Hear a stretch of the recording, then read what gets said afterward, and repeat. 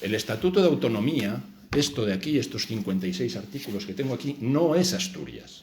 Esto no es Asturias. Esto lleva en vigor 40 años. Asturias es una historia de miles de años.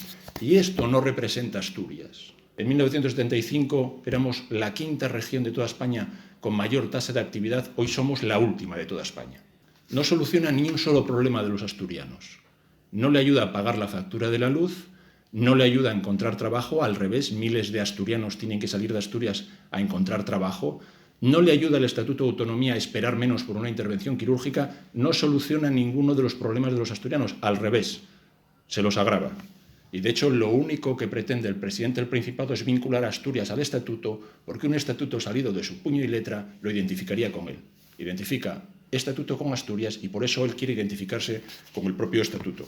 Partimos de la base y consideramos que si nos hubiera invitado no habríamos asistido a estas negociaciones por varios motivos que os quiero trasladar. Es una falta de respeto abrir ya las negociaciones sobre el contenido del Estatuto de Autonomía sin siquiera haber planteado una negociación respecto a si es necesario o no reformar el Estatuto. También creemos que la propuesta de diálogo que hace a todos los partidos, sobre todo a los partidos del centro-derecha, es una farsa. No asistiríamos tampoco a esa negociación del Estatuto porque creemos que es completamente innecesaria.